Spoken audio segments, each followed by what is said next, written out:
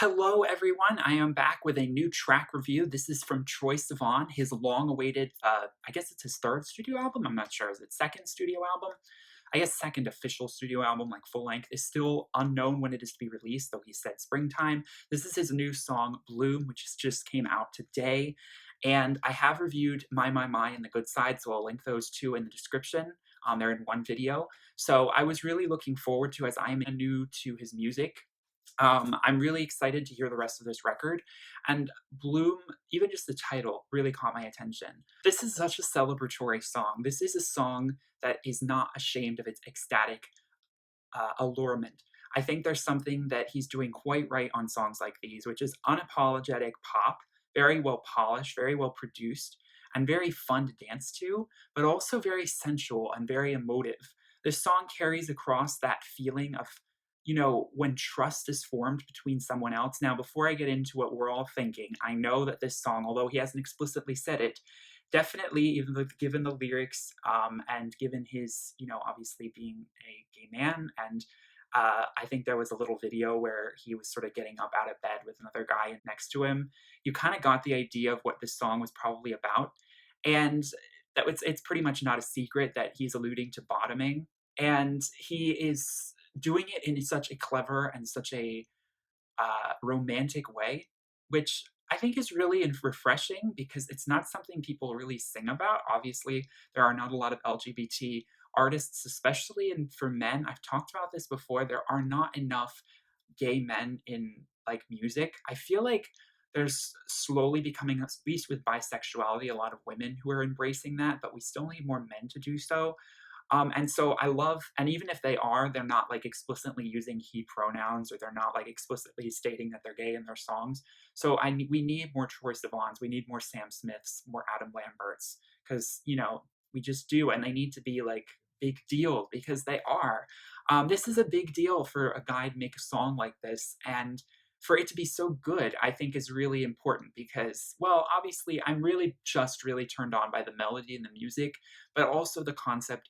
I think it's important and worth noting. So to hear a song written so eloquently about something that might not be so eloquent, but is still a part of human nature that shouldn't be glossed over, is I think a real testament to his abilities. And I don't know if he wrote or co-wrote the song, but I definitely am here for Troye Sivan's music. I think it's very unapologetic, and I love the lyric video. It's this weird, creepy doll thing. It would have made a great music video. I know a lot of people were kind of creeped out by it, and I can see that as a little eerie. That neck is just a little too long, but there's something very trippy about it, and I do like trippy kind of experimental visuals, so I'm all here for that. And there's just something so ecstatic about this song you just keep coming back to. The one thing I'm maybe not so crazy about is the bridge where he sort of just speaks when he just sings "I bloom just for you," and it's very drawn out. The vocal distortions on his voice give him a very deep voice, and it's a bit robotic and eerie. I feel like it would have been a little bit of a better moment to give him a little bit more of that innocent, like normal voice that he has, because it would have been been a little bit of a moment of like real sincerity on the rest of the record, which is very produced and very pop glossed. I think just having his normal vocals sort of speaking that would have been the one like thing I would have changed about this song, instead of pitching it down so much and making it so distorted, because it's trippy and it's carrying on that aesthetic, but I feel like it's a missed opportunity to hear his speaking voice. That cute element of that would have been nice. But otherwise, I don't have a problem with the song at all. The way it blooms, the melody does, and it kind of picks up as you go through. Like each chorus just gets more synth layering and gets more ecstatic and more jubilant. I think it's just a wonderful celebratory song that it's not over the top LGBT, so you don't have to like anyone can listen to it. At the same time, I want we're just like everyone else. I don't want us to make music that's distinctly gay music. I don't want that. But it's definitely nice when there's all these subtleties underneath it that you know where the story comes from. But you don't also necessarily have to, especially if you're just hearing it on the radio. I think it's all the metaphors and everything are so brilliant. And doesn't matter which angle you're coming from, it's still a wonderful song about a newfound love or connection, and that moment where it really is like ecstasy, where love really does happen, where you feel like you can let your guard down for someone else, and if we're talking about what we're all thinking, then we also know what this moment is. It's a very big deal because it's a scary thing being a bottom, and not that I have much experience, but just saying, letting your guard down for someone, it really does make you vulnerable. It's a very brave thing to do, I think. Very brave.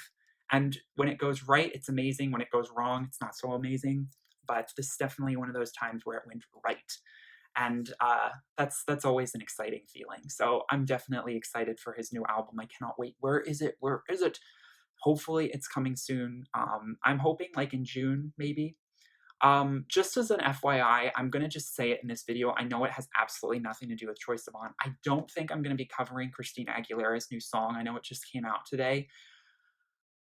I mean, I don't wanna make videos where I'm just trashing songs and trashing artists. I just don't think it's where my channel is right now, and it's not really what I'm about. All I really need to say is it's not my style. I do not like her new single, and instead, I've been listening to this song, and there's a new Florence song that I'm about to listen to soon, which I'm really, really excited about, so expect that review really soon. But yeah, Christina, this was 6 years you came back for this. Not having it. But I'm hoping that the album has some really great music on it. So anyway, I know that has nothing to do with Troy, but I just had to throw it out there. So anyway, definitely in love with this song. Anyone new to this channel, please give this video a like and subscribe, and check out my other reviews. I do a lot of album and music reviews, pop music generally, but also alternative, indie, all over the place. So I hope you guys enjoyed this review. Thank you so much for watching. Peace, love, and light. Bye.